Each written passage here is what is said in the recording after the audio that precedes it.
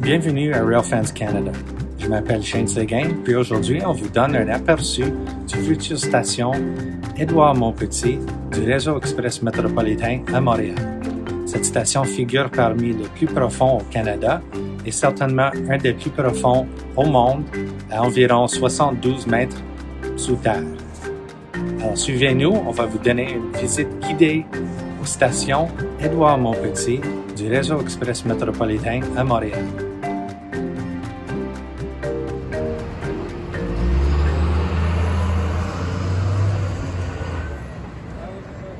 Bienvenue sur le chantier d'Édouard-Montpetit. Content de vous accueillir. On est très content de vous accueillir parce qu'on est dans un moment quand même important du projet. On a la station qui commence à prendre forme au courant des prochains mois. Donc tout l'hiver, on fait beaucoup de travaux à l'intérieur de la station. Donc c'est un beau moment pour vous accueillir alors qu'on commence à voir la station prendre forme. Ce que vous avez derrière vous, c'est vraiment la pointe de l'iceberg. Ce que vous allez voir par la suite, c'est un essai exclusif de vraiment les entrailles de la future station Édouard-Montpetit. La visite va se faire en grande partie par Jean-Philippe Pelletier, qui est vraiment là depuis le début du projet, qui a suivi toutes les étapes. Donc, on va vraiment vous permettre de voir à la fois l'avancement en surface, mais surtout au niveau des travaux souterrains. On va vous parler un peu de tous les travaux au niveau des quais, les accès, etc., les accès par ascenseur. Donc, Jean-Philippe va faire une partie, je pourrais également en faire. On va vous faire aussi un lien avec l'histoire, cette connexion-là qu'on est en train de faire. C'est un peu une connexion historique.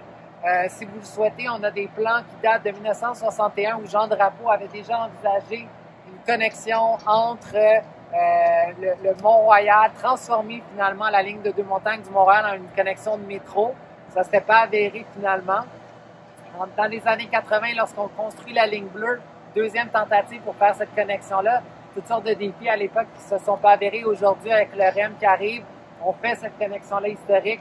Donc, désormais, le tunnel du Mont-Royal, 70 mètres sous le sol et la surface ligne bleue vont être connectés. Donc, on va pouvoir vous parler de ça aussi. Donc, voilà, Philippe, je cède la parole. Bonjour tout le monde. Encore une fois, bienvenue. Station Édouard-Montpetit. C'est vraiment la station phare de tout le projet REM. Comme Jean-Vincent le mentionnait, la station la plus profonde au Canada, deuxième station la plus profonde en Amérique du Nord. Profondeur totale de la station, 70 mètres. Le tunnel du Mont-Royal est 70 mètres sous nos pieds. On va prendre le temps tantôt d'y accéder et de descendre. On veut commencer à vous montrer ici, c'est le contexte dans lequel la construction de cette station-là s'est réalisée, est en train de se réaliser. Vous voyez le pavillon Marie-Victorin de l'Université de Montréal, le pavillon de la Faculté d'éducation. Donc, on a excavé la station à 5 mètres des fondations de ce bâtiment-là, qui est demeuré en opération tout au long de nos travaux.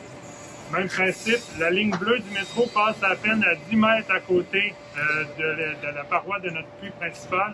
Donc, encore une fois, tout le défi technique de l'excavation de la station, ça a été de s'assurer qu'en aucun moment, on venait impacter le service du métro ou de venir impacter aussi les activités de l'Université de Montréal. On a aussi une conduite centenaire de la Ville de Montréal, un aqueduc qui passe à moins de 2 mètres de la face de notre puits côté est ici, qui dessert tout le quartier en eau potable ici. Donc, encore une fois, ça fait partie des défis qu'on a rencontrés dans le cadre de la construction de la station. Et juste pour ajouter une couche, on a une école primaire à moins de 100 mètres du chantier aussi. Donc, ça fait partie, encore une fois, de tous les défis qu'on a eus pendant la construction de la station. Donc, en juin 2018, on a commencé par retirer l'ancien édicule de la station métro Édouard-Montpetit de la STM. Donc, il y a 3 accès au total qui permettaient d'accéder à cette station-là. On a fermé un des accès pour faire notre puits qui descend directement le long du bâtiment ici et venir chercher le tunnel du Mont-Royal. Avec notre station, on vient aussi se reconnecter sur la station métro de la STM. Donc, la station Édouard-Montpetit REM et la station Édouard-Montpetit STM sont interconnectés. Donc, les gens, quand ils vont rentrer ici dans l'édicule principal qu'on voit ici, vont pouvoir descendre d'un étage, se connecter au métro de la STM. Donc, on récupère l'accès que l'on a enlevé pour le bien de la construction de la station REM, ou descendre directement aussi au REM. Et vice-versa, les gens qui arrivent du métro vont pouvoir directement en souterrain venir rejoindre notre station, puis descendre et se connecter avec le projet du REM. L'édicule qui est ici, là, il a atteint pas mal sa hauteur finale. Là, ce qu'on va avoir lorsque vous rentrez, c'est 5 ascenseurs qui permettent de descendre directement soit au REM ou à la STM. Un escalier aussi qui permet d'accéder tout de suite au niveau de la STM. Puis, ça va être tout ce qu'on va voir à l'intérieur de l'installation. Là, on s'en rend pas compte, mais en ce moment, théoriquement, vous êtes sur la rue Vincent d'Indy qui est ici. Donc, nous, on a pris une partie de la rue pour notre chantier, mais sinon, ce que je voulais aussi vous montrer, c'est vous regardez là, la limite du chantier, c'est vraiment tout ce qu'il y a autour ici. Fait qu'on a sorti là, les 35 000 mètres cubes de roc. On les a empilés là au fur et à mesure, en juste attendant nos camions venaient chercher le matériel pour l'amener sur un autre site de Nouvelle-Ère où le matériel a été concassé de manière à pouvoir réutiliser la roche qui a été sortie du Mont-Royal pour la sous-fondation des voies ferroviaires de l'antenne de montagne. Fait que je vous invite, on va suivre Éric, on va se rendre jusqu'au mont de charge où on va descendre à l'intérieur du puits principal pour rejoindre le niveau mezzanine où là on va vous montrer les connexions avec le tunnel du Mont-Royal. Puis on vous expliquera après en même temps tout ce que ces étages-là contiennent.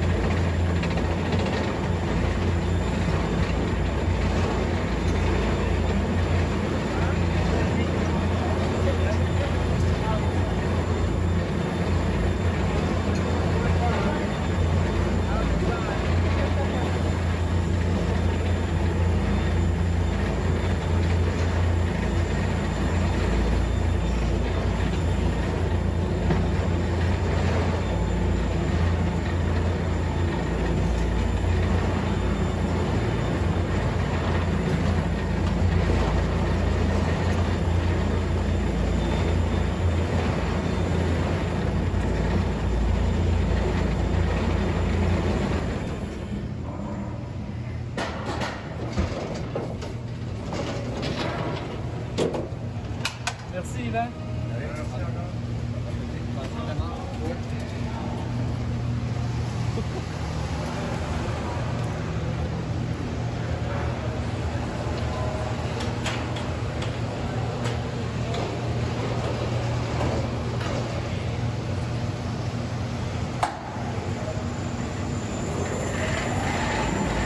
Donc, c'est vraiment le point d'arrivée des gens. Comme on le mentionnait, depuis la surface à ici, c'est 20 secondes de transit en ascenseur.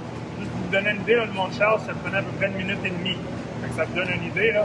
Donc, dès que les ascenseurs vont être installés. Ce qu'on a dans la structure ici, dans le fond, c'est tous les équipements qui servent au bon fonctionnement de la station et du tunnel du Mont-Royal. Le puits de la station de Mont-Royal sert aussi de puits de ventilation pour le tunnel du Mont-Royal. Donc, le tunnel va être équipé de 2 puits de ventilation, un ici à McGill, l'autre, pas ici à McGill, mais un ici à Édouard-Montpetit et l'autre à McGill College. Donc, c'est les 2 puits de ventilation qui servent en cas d'urgence, si jamais il y a un événement à l'intérieur du tunnel, à ventiler le tunnel pour assurer que les usagers du REM soient en sécurité et puissent s'évacuer de façon rapide vers la surface. Donc, c'est vraiment le point d'évacuation ici. On a un siège d'escalier qui monte jusqu'en haut. C'est dans le respect des normes et des standards qui sont applicables pour des infrastructures de transport collectif comme la nôtre en souterrain. On a cette obligation-là de mettre aussi en plus des ascenseurs un escalier pour évacuer. C'est clair que la stratégie première, c'est de faire évacuer tout le monde par les ascenseurs. Un environnement qui est un environnement soutenable, donc sécuritaire, ventilé, etc. Donc, c'est vraiment le point d'arrivée. Là, maintenant, on va se diriger vers le corridor principal. Puis vous allez voir, on arrive avec la connexion du tunnel Mont-Royal.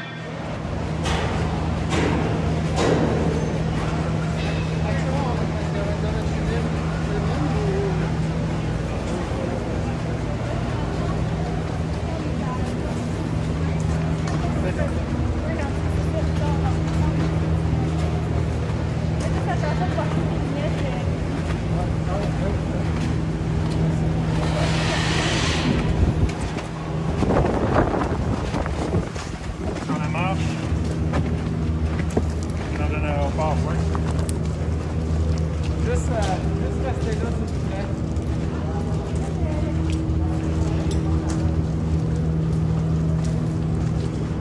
On est ici dans le niveau mezzanine. mezzanine. Donc, on le rappelle, éventuellement, bien entendu, cette toile-là va disparaître. Là, vous allez voir les ascenseurs depuis ici.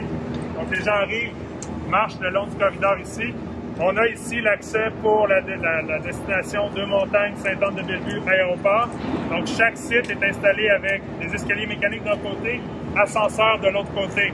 Le REM est un projet 100% accessible jour 1, donc les personnes à mobilité réduite peuvent se déplacer dans tout le réseau et accéder à l'ensemble de nos installations.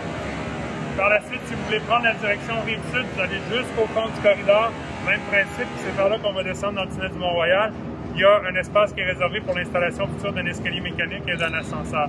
Les galeries que vous voyez au milieu, ça, c'est les accès pour la ventilation. Donc, en cas d'urgence, si jamais, comme je le mentionnais tantôt, on a besoin d'évacuer l'air à l'intérieur du tunnel, donc la ventilation tire l'air à partir de ces galeries-là, la monte dans un plénum de ventilation qui va être au plafond ici et qui va s'en aller directement dans le puits principal où il y a 2 gros ventilateurs qui servent à tirer ou à pousser de l'air, dépendamment des scénarios de ventilation.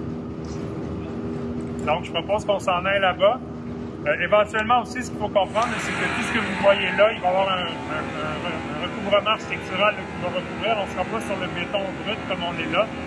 Mais par contre, vous voyez au fond, on va laisser tout un pan de mur qui va montrer la roche du tunnel Mont-Royal qui va rester là, qui est intégré dans le concept architectural de la station, afin de permettre aux gens là, vraiment de se rappeler qu'on est en plein cœur du Mont-Royal, ici en plein cœur de la montagne. Ça va être recouvert ou les gens vont pouvoir toucher la roche? J'avoue que ça, c'est une bonne question. Je n'allais pas. Moi, on pourra vous revenir là-dessus. Je sais qu'elle va être protégée pour éviter justement les graffitis et ce genre de choses-là, mais je ne sais pas si on va pouvoir y toucher, mais on va vous revenir avec la réponse.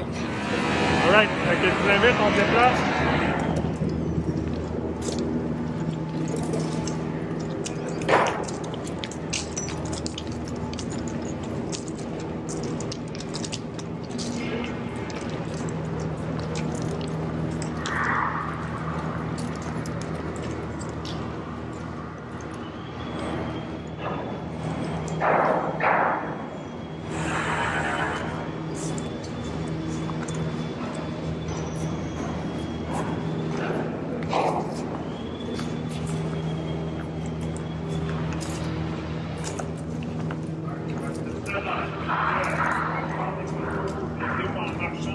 Voir le sol n'est pas super égal, donc on ne pourrait pas vous blesser. Ça ici, c'est le site qui vous permet d'accéder directement au tunnel du Mont-Royal pour la direction centre-ville. Donc, comme je vous le mentionnais, ici, il va y avoir des escaliers mécaniques qui vont être installés. C'est exactement la même chose qu'on avait de l'autre côté, ascenseur de ce côté-ci. Donc là, je vous invite à descendre. Idéalement, si vous êtes capable de tenir la rampe pour éviter de trébucher, puis on suit Eric qui va nous amener jusqu'en bas.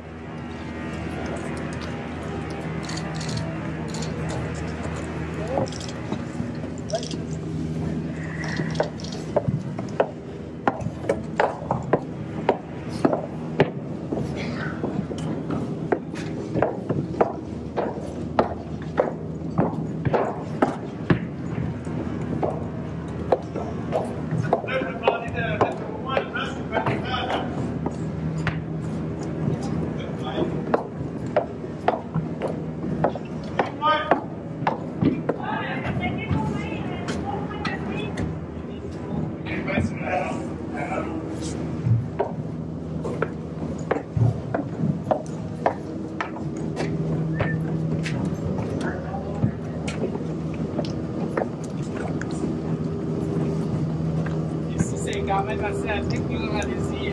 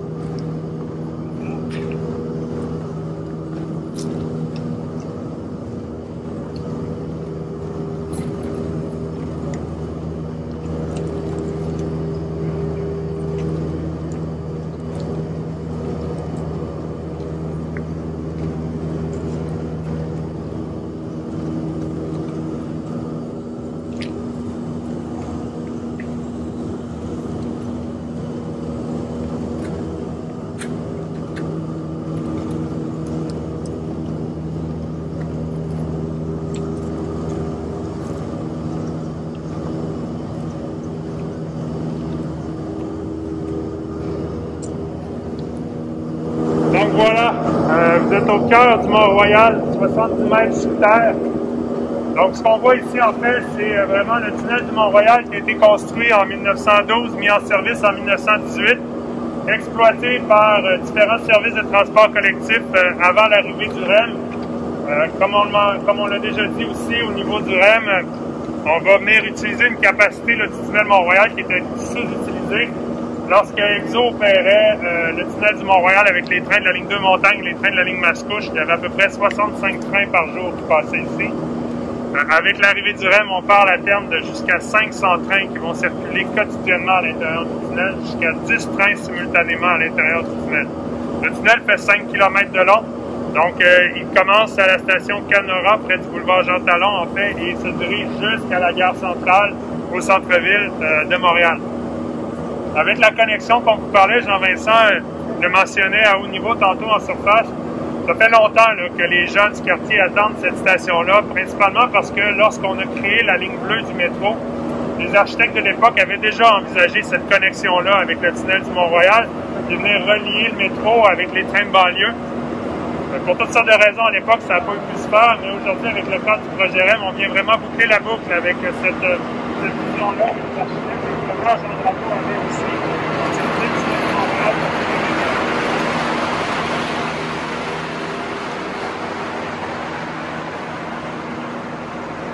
Donc, le profil, l'ancien profil du tunnel Mont-Royal, on le voit bien. Là. Tout ce qui est là, c'est l'ancien diamètre du tunnel. Pour la création de la station Édouard-Montpetit, parce qu'il n'y avait pas de station ici avant. Là. On était vraiment à l'intérieur du tunnel. Les trains partaient de Canora, se rendaient à la gare centrale en 5 minutes. Il n'y avait aucun stop qui était fait à l'intérieur du tunnel. Là, pour pouvoir aménager notre station, on est venu surexcaver une surlargeur à l'intérieur du tunnel pour pouvoir venir mettre les quais. Donc ici, à terme, vous allez être vraiment sur un quai du REM, prêt pour l'embarquement pour la direction nord, pour s'en aller là, vers Deux-Montagnes. Les gens vont descendre par les escaliers mécaniques ou les ascenseurs, arriver sur la plateforme ferroviaire. Ils vont faire face à nos portes palières qui vont empêcher les gens d'aller directement sur le quai. C'est des portes vitrées.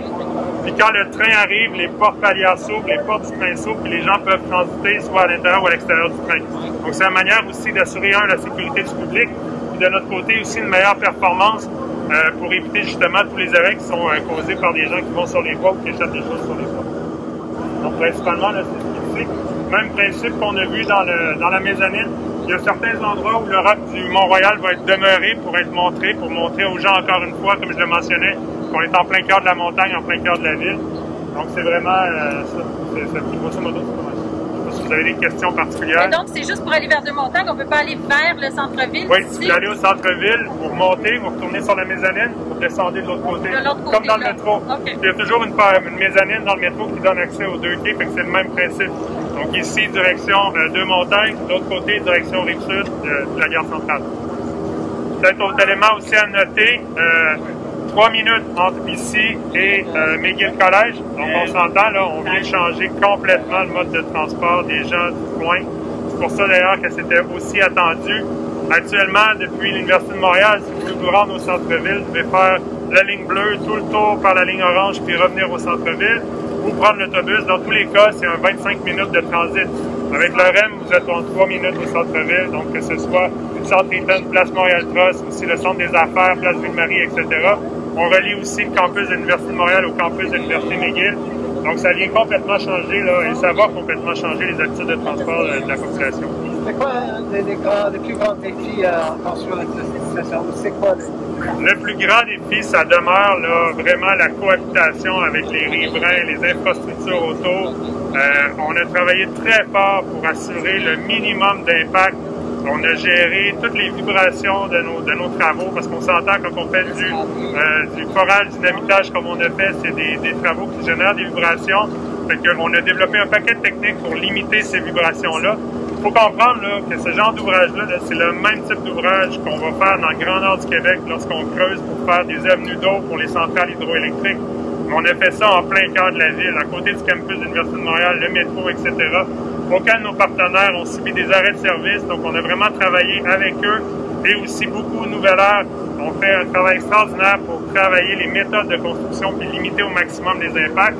toute l'excavation à l'intérieur du tunnel, donc incluant les quais où on est. Effectivement, on a changé nos méthodes de travail. On est obligé de travailler avec des équipements contrôlés à distance plutôt que de travailler avec des équipements en forage direct. Donc, tous les travailleurs qui opèrent ces équipements-là sont situés aussi dans des abris spéciaux qui servent à assurer leur sécurité en cas de détonation. Donc, juste cette partie-là, mais tout le reste de l'excavation, c'est fait de façon traditionnelle, en forage dynamitage, avec les équipements qu'on connaît. Ça a été quoi l'apport des experts miniers qui sont venus travailler sur le chantier? Alors, en fait, c'est du travail de mine qu'on fait ici, mais au lieu de le faire, comme je le répète tantôt, en région éloignée, on le fait vraiment en plein cœur de la ville. Leur travail était essentiel pour assurer de maintenir toute la roche à sa place, creuser les galeries selon la forme que l'on voulait, et encore une fois, sans impacter les infrastructures autour. Ça paraît banal, là, mais c'était un défi logistique et surtout de construction assez important. L'aspect géologique de la station va être mis de l'avant par toutes les fenêtres que l'on laisse sur le roc, le calcaire du Mont-Royal. Donc, c'est principalement, je vous dirais, l'élément important de ça. Et puis, l'éticule qui est en surface, bien, on le voit, hein, c'est une petite, la pointe de l'iceberg, comme Jean-Vincent le mentionnait, parce que tout le travail, en réalité, est sous terre. On est dans l'équivalent d'un building de 20 étages de haut, mais à l'envers, si vous me permettez l'expression. Mais oui, c'est vraiment le roc du Mont-Royal qui va être mis à l'honneur dans le cadre de cette station-ci. Puis il y a aussi une œuvre d'art qui est prévue à l'intérieur de la station, dans le cadre de nos collaborations avec le ministère de la Culture. Chaque station, encore une fois, c'est des défis. Je pense notamment à la station qu'on peut trouver dans le Technoparc, qui est à proximité aussi de milieux humides, etc. On fait des stations aériennes dans le secteur de Sainte-Anne-de-Bellevue qui ont aussi leurs propres défis. Dans le cas de stations comme à Canora, où on est dans un milieu de vie, là, littéralement, là, où on est à côté des riverains, ça a amené d'autres défis, d'autres complexités. En termes de répartition des coûts, je pense que l'important de dire, c'est que vraiment l'ensemble du projet REM a amené tout un autre défi important pour notre entrepreneur, pour l'ensemble de nos collaborateurs aussi, mais que de façon générale, on réussit avec succès à passer au travail.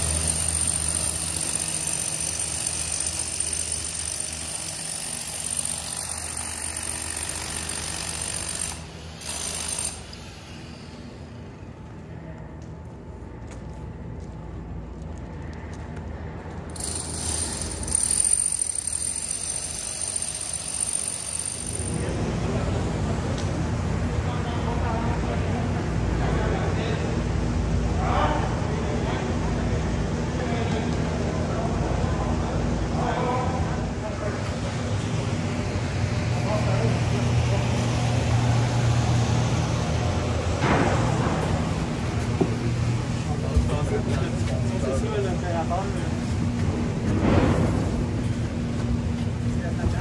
c'est ça, on vous laisse opérer. Hein. Parfait. Les culottes de contre-voie, là. Vous allez dans le magasin, The one.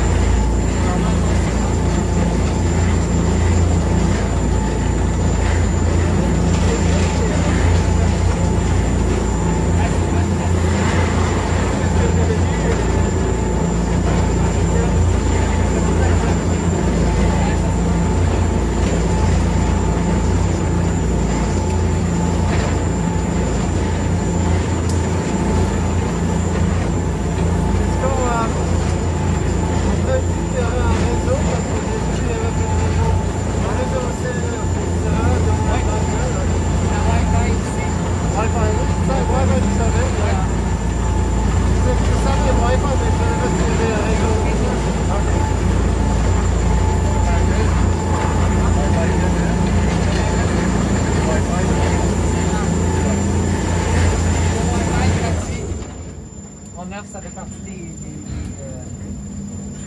versions dans le stade de Terminus. Le vendredi, c'est la musique que sur le petit. Oui, mais ça, c'est. Pas le droit à vu que c'est la musique. C'est simple pour faire le version, mais derrière ça, là, Salut Gabriel. pas vraiment de choses qui se penchent vraiment, j'avoue. Merci. Merci. C'est beaucoup de bande passante, hein. Là, tu veux dire, OK, c'est pas non plus une expérience que ça bloque, ça lance, tout ça. C'est bien. C'est cool pour elle. En même temps, je trouve que les gens qui ont des autocars, ouais, mais c'est comme ça.